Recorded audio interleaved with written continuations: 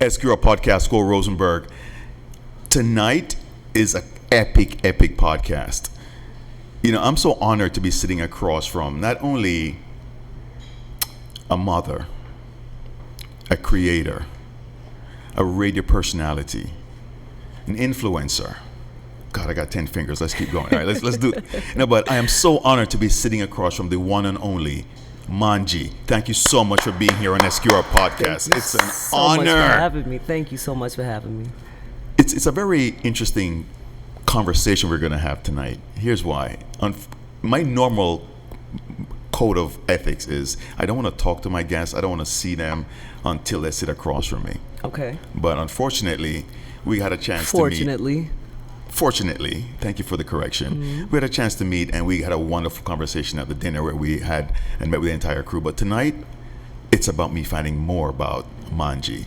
Okay. Thank you so much for being here. Let's just lift these beautiful green bottles. Salute. Toast to that. Dive right in. My favorite. I'm a big fan of Heineken's. At SQR Podcast, we speak responsibly and drink responsibly. Absolutely. So I appreciate you that.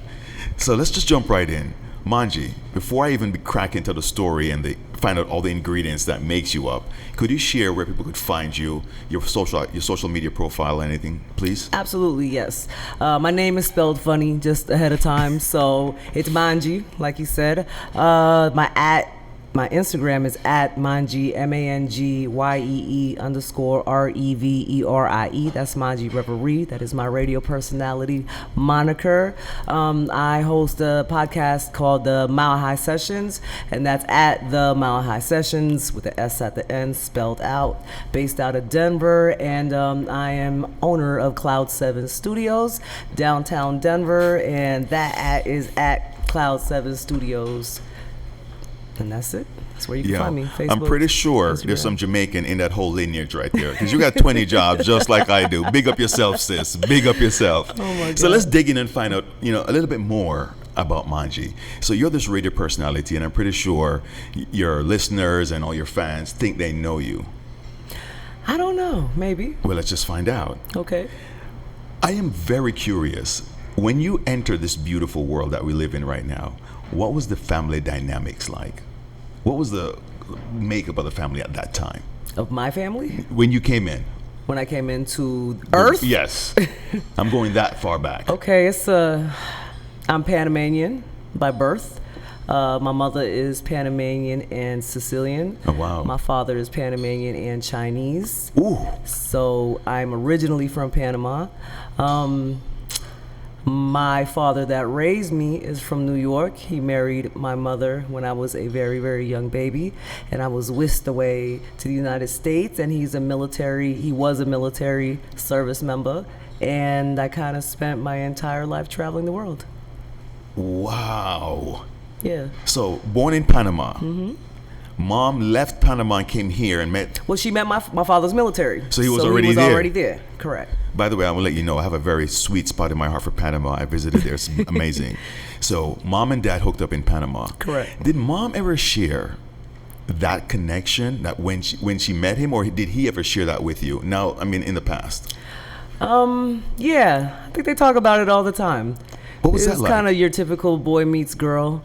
They dated for a while. I was already born. Right. My father's my best friend. Honestly, I can say that.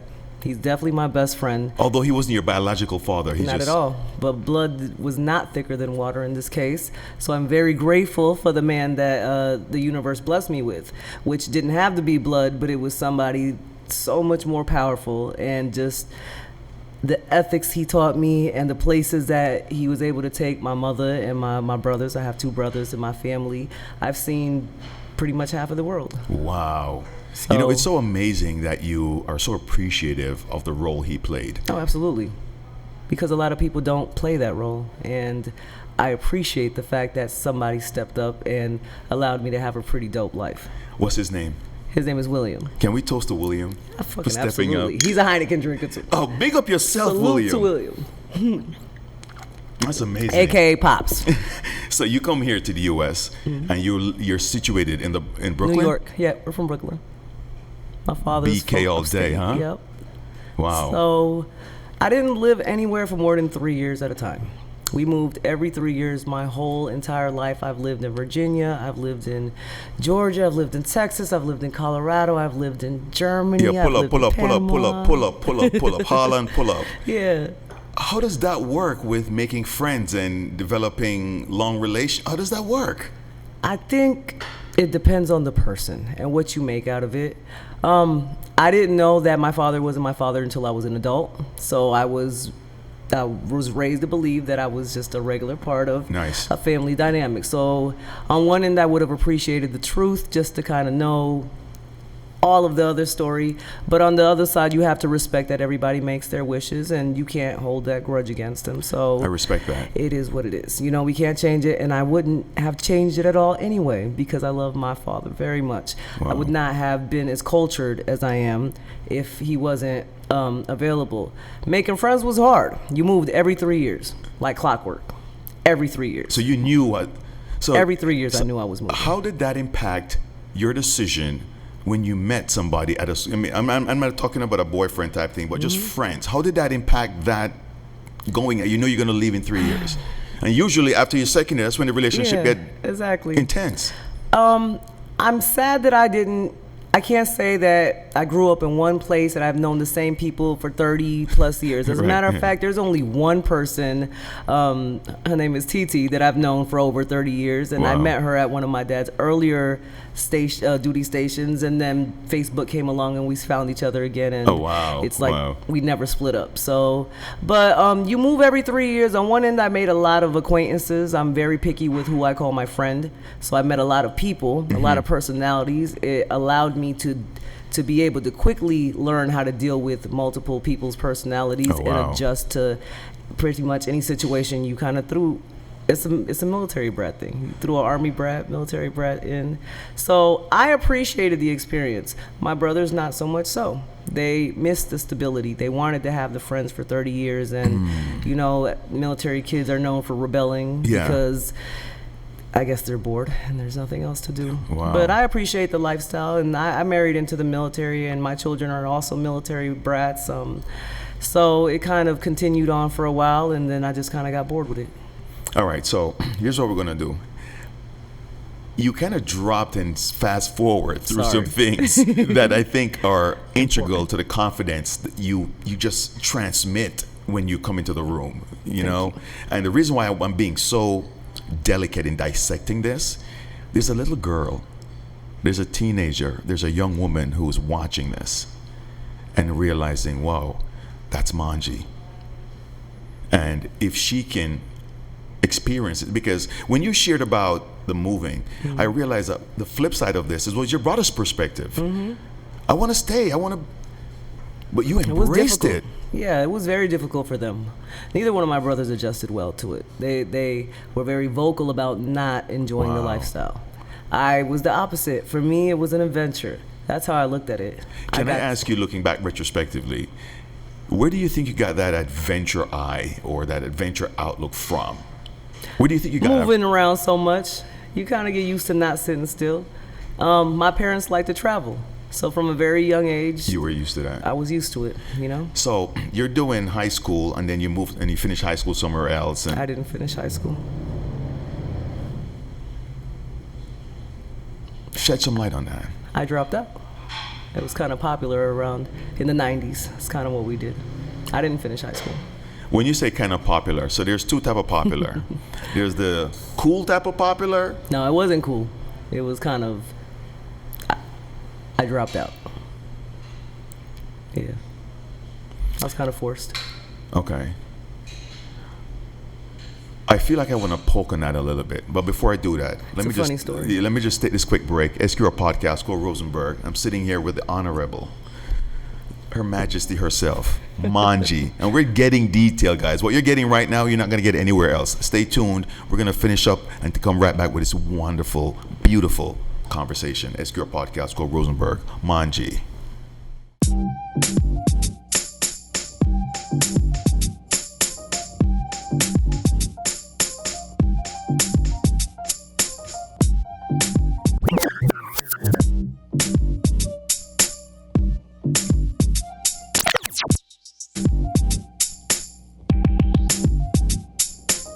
SQR podcast called Rosenberg.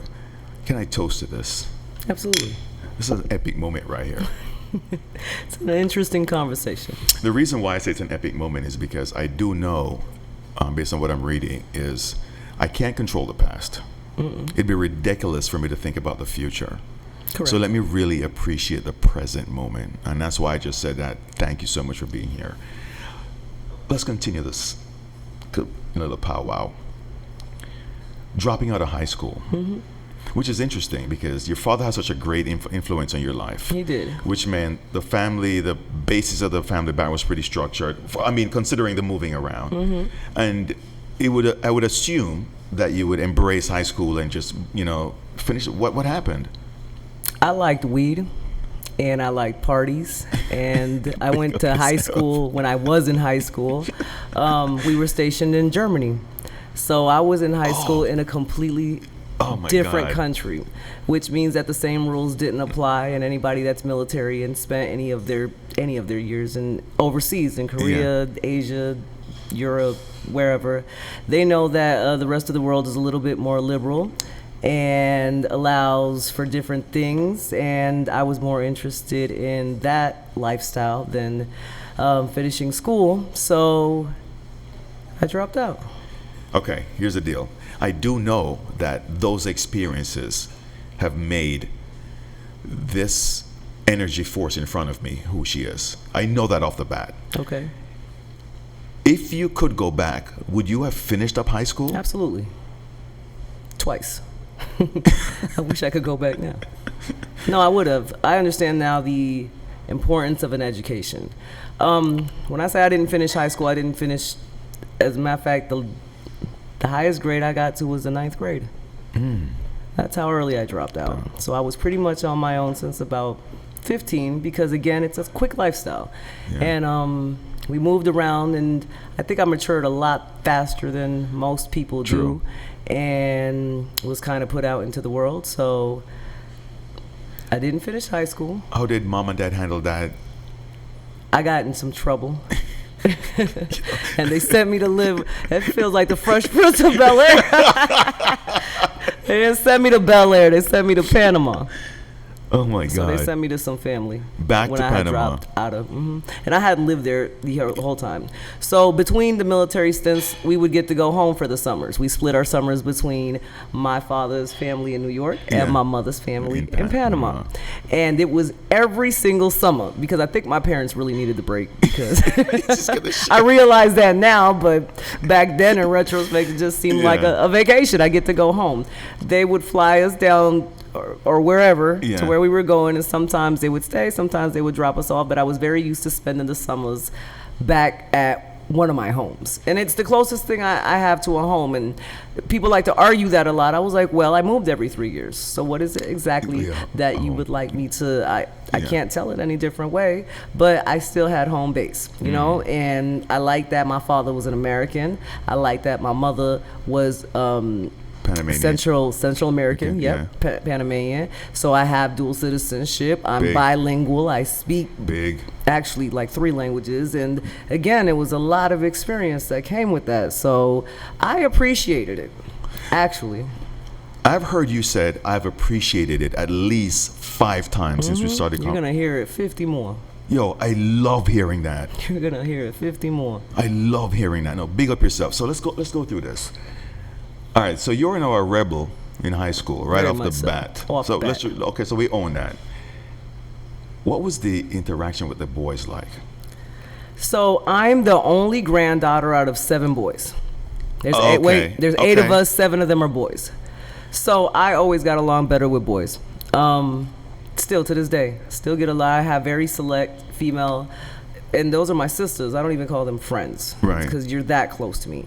But it was always easier because I was raised by a man that I love very much, and he was very hands-on, and I was very tomboyish.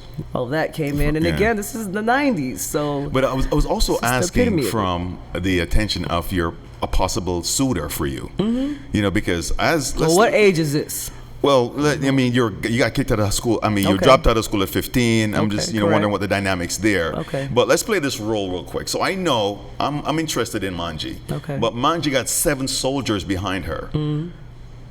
Well, was guys ever intimidated by that, or they were just? Yes, absolutely. Did My anybody- first date, my brothers had my mom had sent my brothers to go behind me.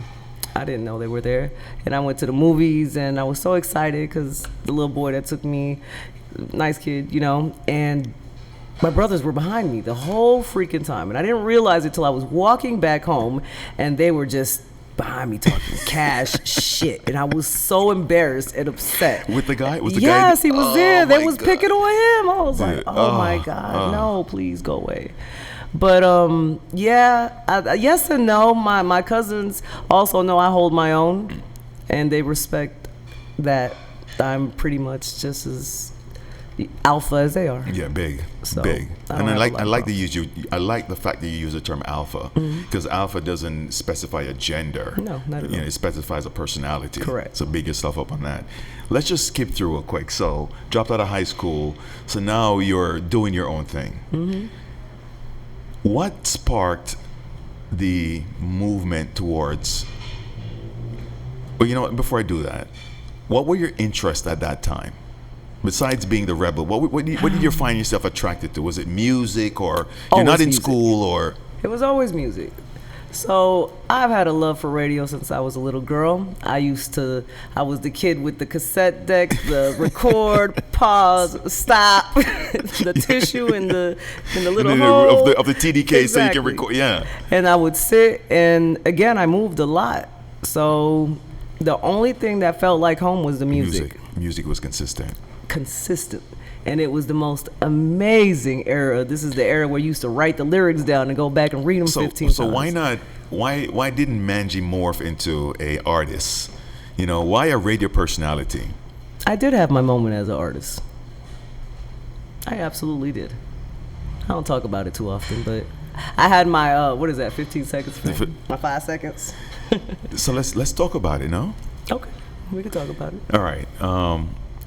So now you're this rebel. You're navigating into your different passions. Now you find this music. This is exactly that time. This is about the time that I had dropped out of high school and was exiled. Y'all like that, to Panama.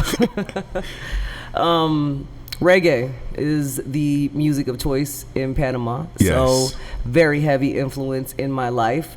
Again, I used to go every summer, so I was already used to hearing the Caribbean beat, Yeah, so I've yeah. had the influence of course, hip hop and rap and all of that, and then the influence of the Caribbean and the reggae, and Puerto Rico does it different than Jamaica, and Yeah, Panama yeah, does yeah. it different than Colombia, and and at this point, really, it was only Jamaica that was probably Yeah, doing it. that's our thing. Yeah, that's exactly. that's our thing. And then Panama, although Puerto Ricans love to argue with me about this, and we'll have this conversation, Panama was the first one to do it in Spanish reggae, because Okay. literally what they were doing is taking the Jamaican reggae and translating it into Spanish. Oh, wow. And sometimes they would switch the beats, and sometimes they would use the absolute same beat. Well, And it was still Yeah. the era, So about this time, again, I'm American. Everybody knew I was American. Yeah. All the neighborhoods, all the kids, and they had said, "Hey,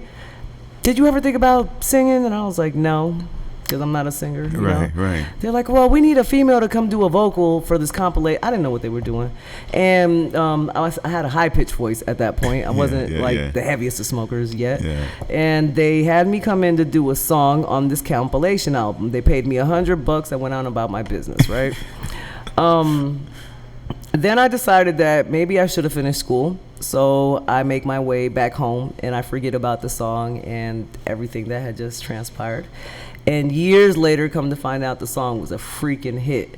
I even remember hearing it on the radio. I was there long enough to hear it on the radio. So that was probably one of the dopest things. So I understand how an artist that puts out music feels when they hear it on the themselves yeah. on the radio. I did that one time, and that's all I needed. Just wanted the experience. Wow. But the song became a hit. What's the name of the record? No Voy a Llorar. So it's not Gonna Cry. And it was on La Factoria, which was a compilation reggae album in Panama circa 1998. Wow. And The song was a hit. You did the hook, or? No, I did the whole song. As a matter of fact, I did that song and I wrote 2 other songs on that project. Their songs were hits too.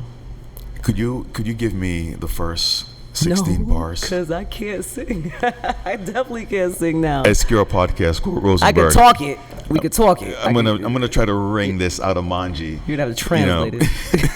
A whole nother language. But yo, that's so amazing. I'll give you the YouTube clip so y'all go look at it. Yeah, let's do that. SQR podcast, Cole Rosenberg, Mangyee. We'll take a quick break, come back, and share you guys the YouTube link as we dissect the queen that's in front of me. 1. That's funny. You just gonna tell all my secrets, huh? I don't talk about none of this shit anymore. Yeah, sure. Can we take 10? He has to charge his phone. Yeah. So no shut problem. down. All right, cool.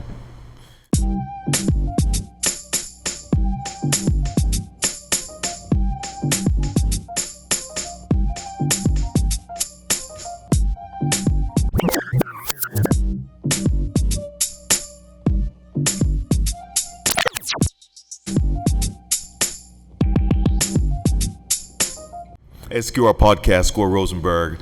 Getting ready to,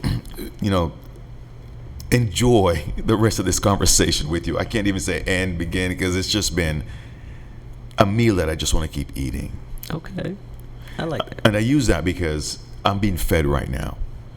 Royal Flush, one of the most interesting guests we've had here, he said energy over everything. Absolutely. And the minute you've walked into this space, I felt your energy.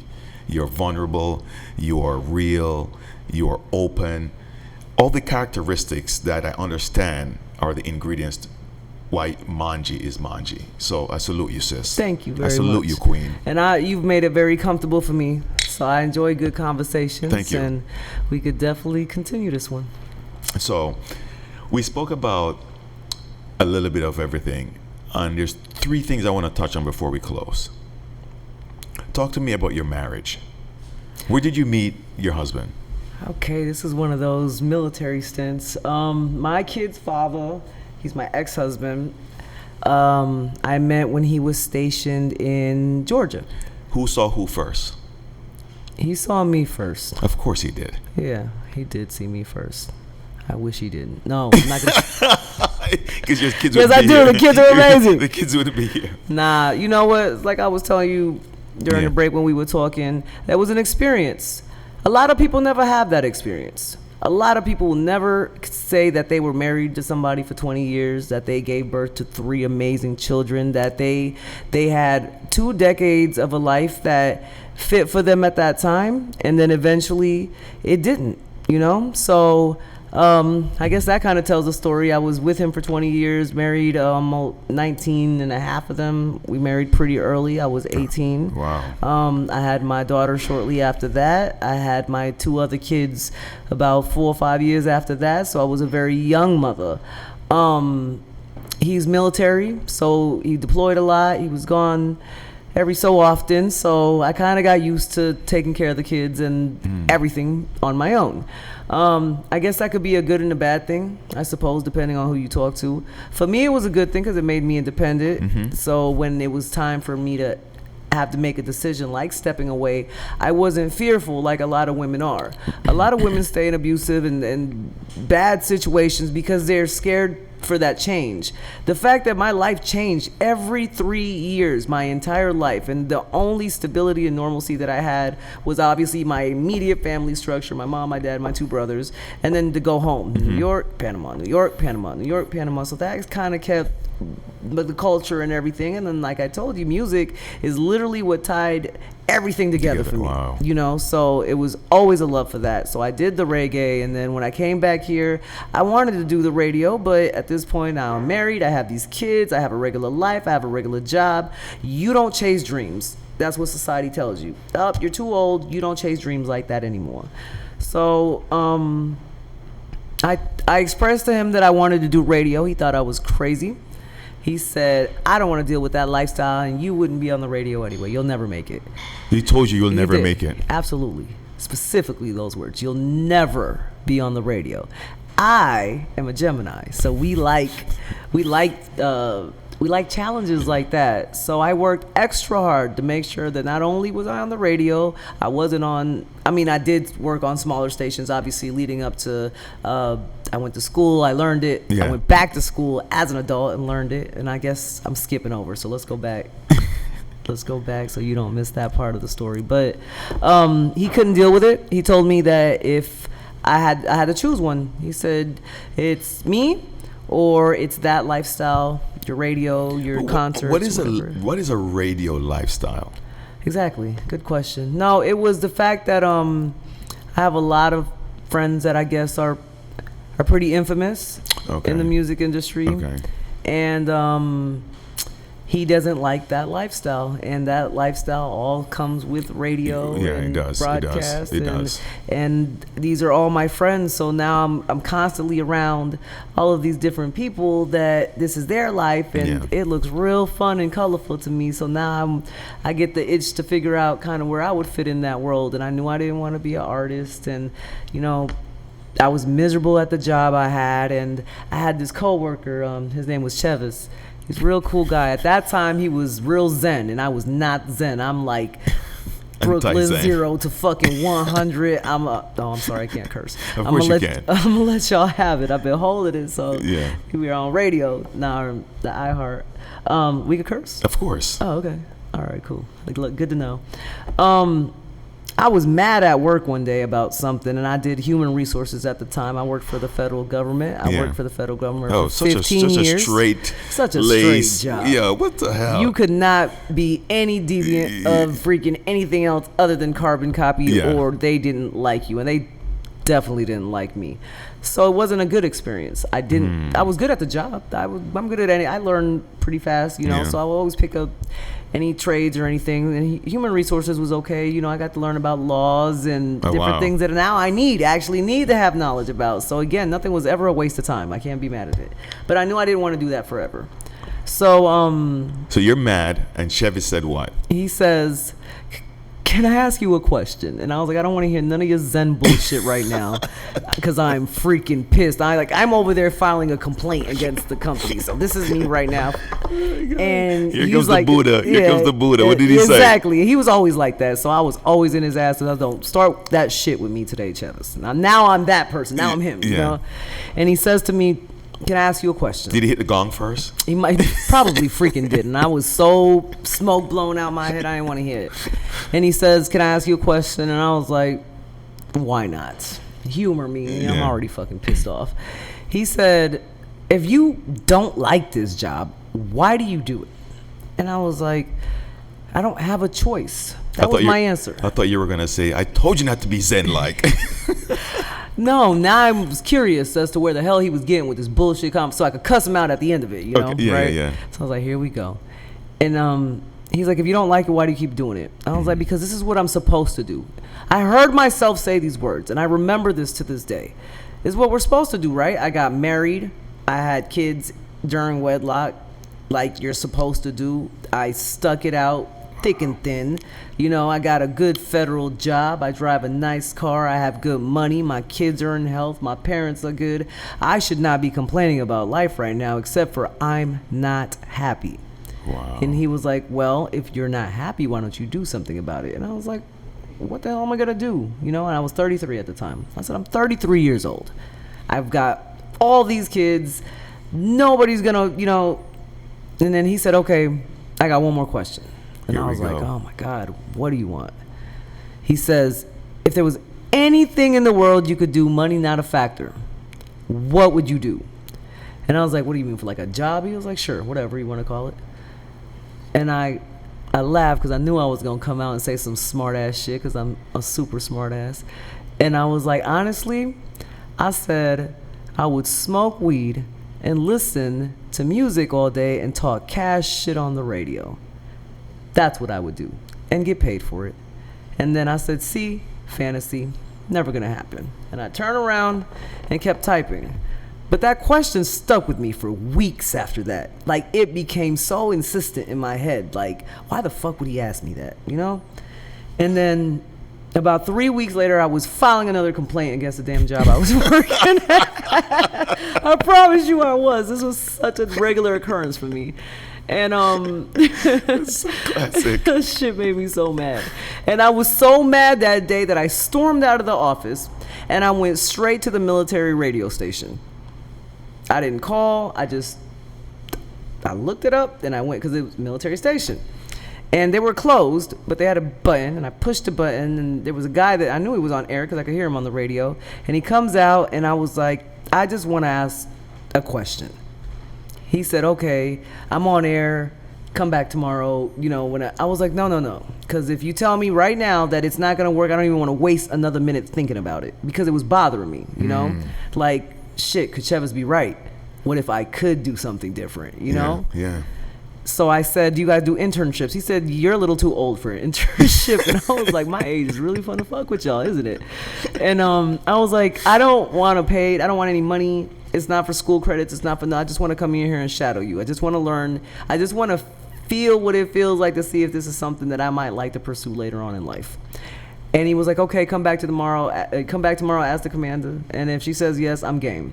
And I came back the next day and I asked and she said yes. So I was like, I was their intern. So I would be on air with them in the afternoons and they would ask me little intern questions. And I felt so cool because I spent my whole life stop, pause, record. Wow. You know, so now to be sitting in front of a mic and just looking at it like, shit, maybe this is something I could do. So I stayed with AFN almost 2 years while we remained at that duty station, and then time is up. It's time to move again, you know? And when we moved back to the States, I had a lot of decisions to make. You know, I was still in Europe at this time. I didn't want to stay in that marriage, but that's a crazy risk to take when you have 3 small younger children and no real stability, because now that would entail me having to give up that federal job and go figure out how to start over and do this, you know. And he didn't want to support, and we mutually parted ways. I worked on a couple of small stations first. I got fired off of both of them. I told you I had an attitude problem. Got fired off the first one. The second one, I don't even know what the hell I got fired for that day. But in Colorado, they could just fire you and you can't do shit about it. Because it's a Tuesday. Exactly. Yep, it's Tuesday. You're fired. And then I decided I wanted to go learn it properly. So I took my ass back to school. And I went and learned radio broadcasting. And amongst that, I learned editing and videos and all kinds of colorful things that go in that world, which now I needed. I didn't think I needed at the time. Yeah. Because I just wanted to do radio. So I wish I would have paid more attention on all the other classes, but it's cool. So I graduated. And after I graduated, within about, I'd say 3 months maybe, the top station in Denver, the top hip hop station, called and say, hey, we heard that you got a good sound. Bring an air check, come in and check us out. You know, let us check you out. So I went in with my really horrible, worst air check ever. Oh my God, I still have it, and I cringe every time. Was it an ear check that was really from you being on air, or you produced it? No, it was. I produced it. Oh my God, and it still sucked. It was horrible. I was so upset.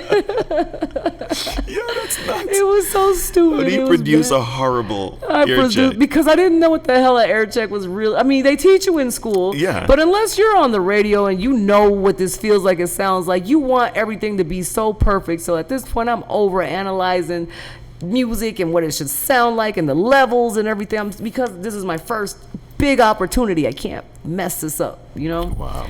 So it was a shitty air check. I freaking commend my program director. His name was Victor Starr.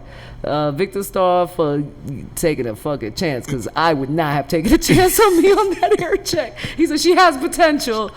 Somebody help her out, you know? So they hired me to do weekends. So I was doing Friday nights, Saturday nights, street parties. And as the years went by, I would do earlier shifts, and then I'd fill in holidays and wherever people aren't, you know.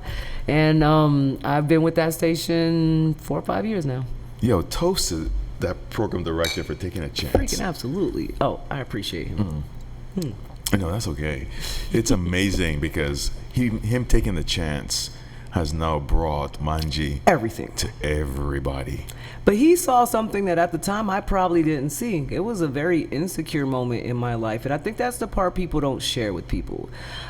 I laugh because, you know, you introduced me literally as, a lot of people see me as an influencer. Most people know I'm a radio personality. A lot of people know that, you know, my family is people like Redman and Method Man, and, you know, they concoct whatever life that I have in their head, because it looks a certain way on social media, on TV, internet, radio, whatever, but they don't see the struggle behind it. You know what I'm saying? They don't understand the work that I had to put in, the sacrifice.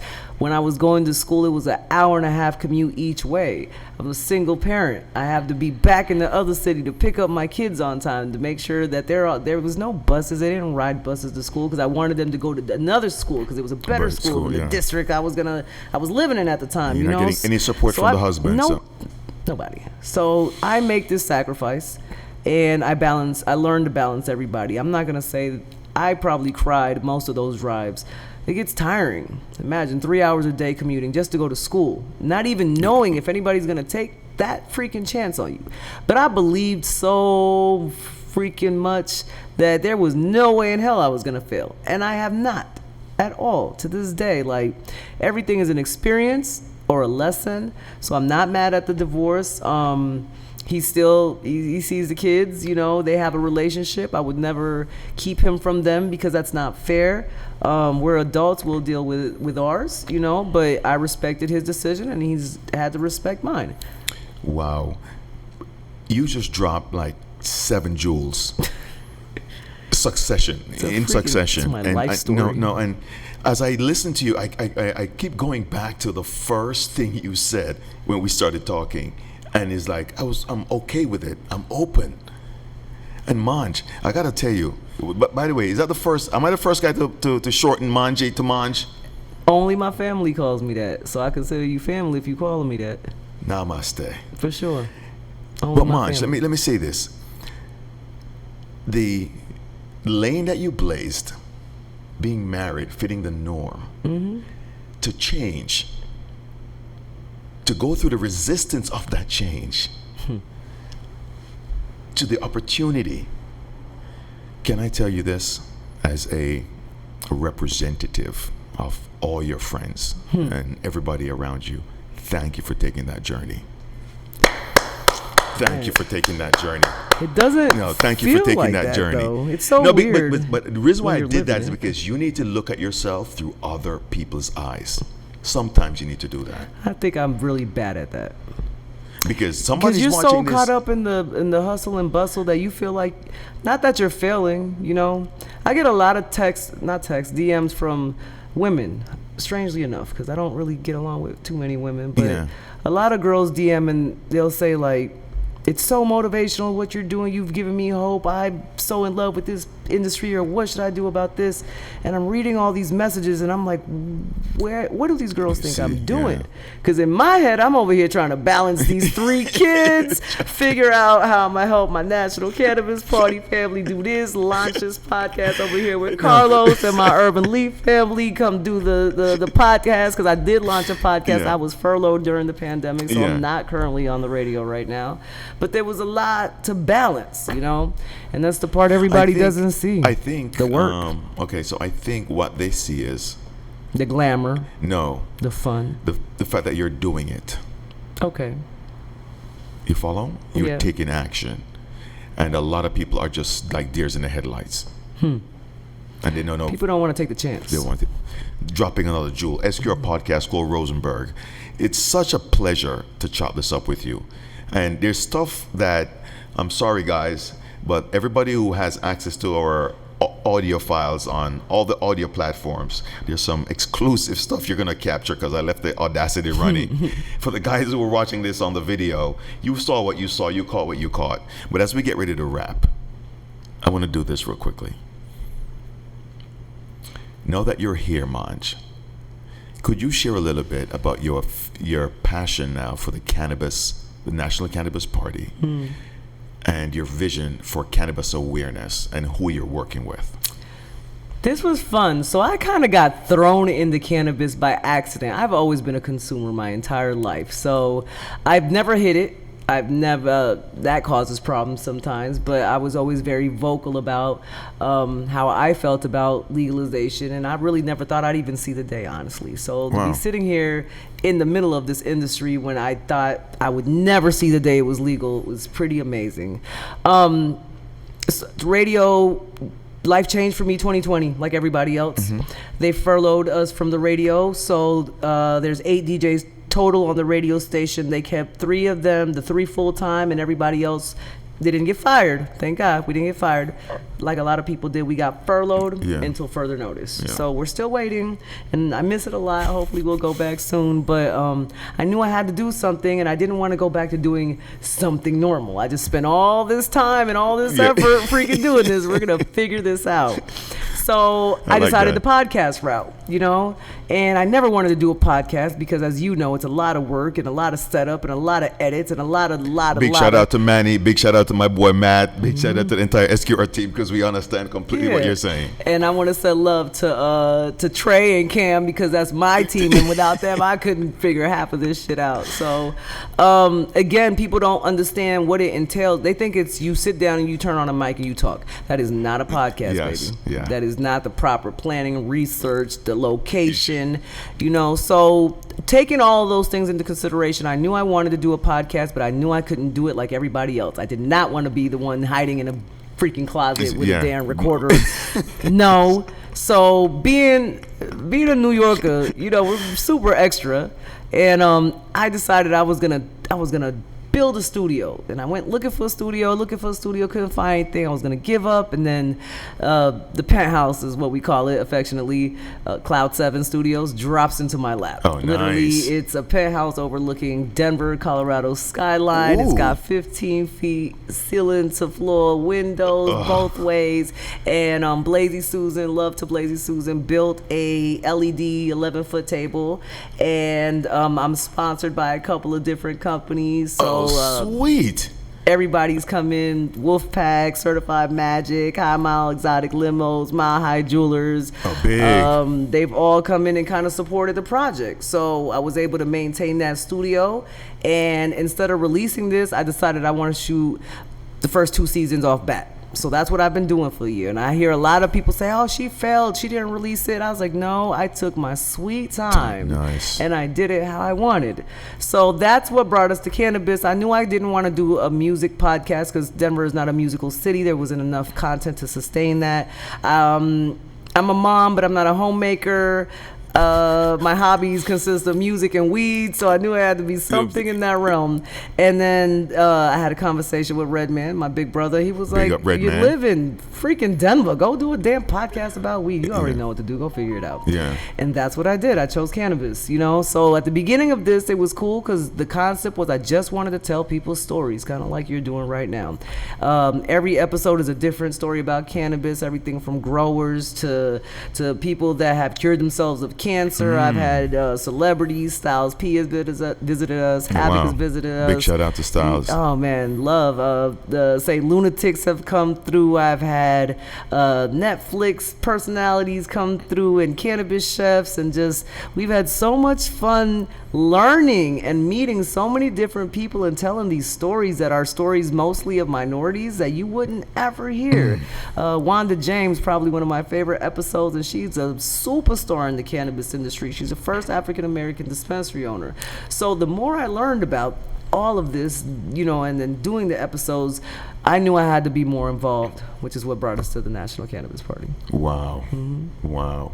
And of course, you don't do anything half-assed. So now when you get connected with the National Cannabis Party, which we know co-founder Sapita is in the spot, and Redman, founder, you got really hands-on with that. Absolutely. And you guys are really changing the landscape for minorities and educating. So I love everything about that. You know, as we get ready to close on this, you know, as the other energy force that was privileged to absorb your energy, I want to tell you thank you. Thank you. And all my guests, when I close, I give them the magic wand. Okay. Magic stick. Yeah. Well, no, not the magic stick. I keep the magic stick. All right. The magic wand. And I give you 2 wishes. Okay. However, one of those wishes cannot be for more wishes. All right? Okay. So don't try to play me. You got 2 wishes. Your first wish, what would you want? And I'm glad you're thinking about it, because anybody who's blurted out something immediately, sometimes, you know, it's not really been on point. My wish is tattooed on my back. When my kids were really little, I had wrote a poem about them, right? It's literally my wish for them. That was my wish for my children. Which and I'll is? tell you what it says. It says, "To God I pray for the refuge of my progeny, so they may prevail with passion, endure through strength, and be unconditionally loved." And that is my first wish, that my children receive just that. Wow. Support, love, true love, and just a good life, which is what I'm trying to build for them. So my first wish is that my kids be good, because I've had a fun life. You know what I'm saying? Wow. I'm gonna keep having a fun life, but if I had to make a wish, I would wish that they would be good first. And then my second wish, that's a hard one. I don't wish for shit like money. Money always comes. It does. I don't wish for shit like travel, because I go wherever the hell I want. You do. You know what I wish? But I'm already doing what I wish. I wish to live my life exactly as I wish and not have any regrets or problems doing so. SQR podcast called Rosenberg. That has got to be two of the most profound answers to that question that's given a guest. Thank you. Especially the fact that the last request was for you to continue being free and experiencing life. And to everybody who's watched this, and honored to hear this, take action. You got to. You see who's in front of me right now? She's done nothing but took action her entire life. Manj, it's an honor and pleasure. Thank you so much for being here. Bong, bong, bong, bong, bong. This could have gone on for another 2 hours, guys. I'm letting you know that right now, but I'm just going to be honored. Stay tuned. Manj, could you let them know where they could find you on your Instagram, your Facebook, social media one more time, please? Let them know. One more time. I'm Mangyee, Reverie, Mangyee _REVERIE. That's Instagram, Facebook, Twitter, and then the Mile High Sessions is the podcast. It's not released yet, but stay tuned. It's coming. SQR podcast called Rosenberg. Manj, one.